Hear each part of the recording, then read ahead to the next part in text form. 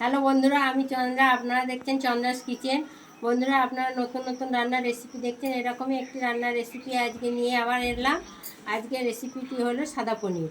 চলুন তাহলে বন্ধুরা দেখে নিই সাদা পনির করতে কি কি উপকরণ লাগে। সাদা পনির করার জন্য আমি এখানে পনির নিয়ে নিয়েছি 250 গ্রাম। এখানে একটা বড় ক্যাপসিকাম নিয়েছি, আর এখানে একটা বড় আলু কেটে নিয়েছি, আর এখানে নিয়েছি পোস্ত বাটা, এখানে নিয়েছি নারকেলের দুধ। তাহলে চলুন বন্ধুরা দেখা যাক সাদা পনির রান্না। আমি প্রথমে কড়াইতে সাদা তেল দিয়ে দিলাম।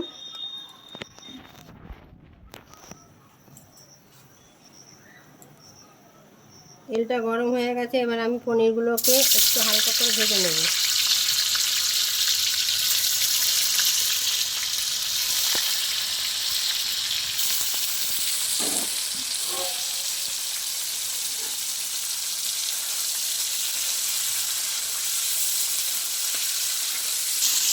আমার পনির ভাজা হয়ে গেছে, এবার পনিরগুলোকে আমি তুলে নেব।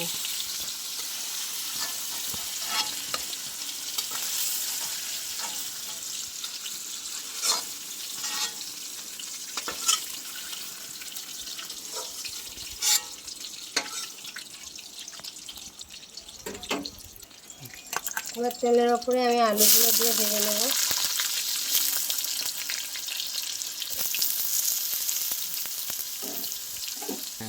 আলুগুলো ভাজা হয়ে গেছে, এবার আমি ক্যাপসিকামগুলো দিয়ে একটু নেড়ে ছেড়ে নেব।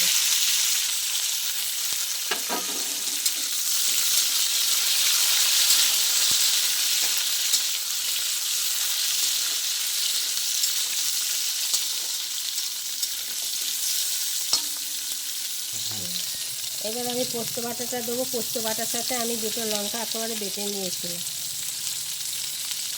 পোস্ত বাটা দিলাম।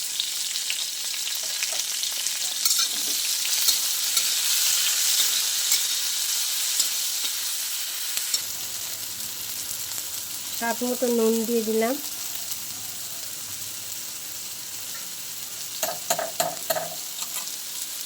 আর দিলাম 1 চামচ চিনি।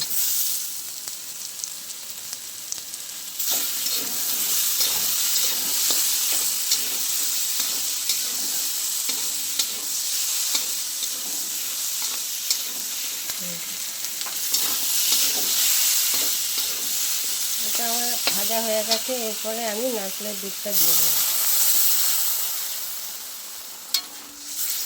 ওরা খানিকক্ষণ ফোটার পরে 10 মিনিট ফুটবে। 10 মিনিট ফোটার পরে আমি পনিরগুলোকে দেবো। আলুটা সিদ্ধ হয়ে গেছে, এবার আমি পনিরগুলোকে দিয়ে দেবো।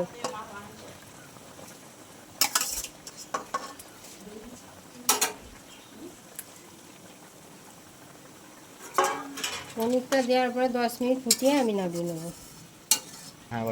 বন্ধুরা, তাহলে আমাদের আজকে সাদা পনির তৈরি হয়ে গেছে। আপনারা একবার হলেও করে খেয়ে দেখতে পারেন, আশা করি ভালো লাগবে। ভালো লাগলে লাইক করুন, কমেন্ট করুন, এবং আরও নিত্য নতুন রান্নার রেসিপি পেতে ভিডিও বেল আইকনটি প্রেস করুন। ধন্যবাদ।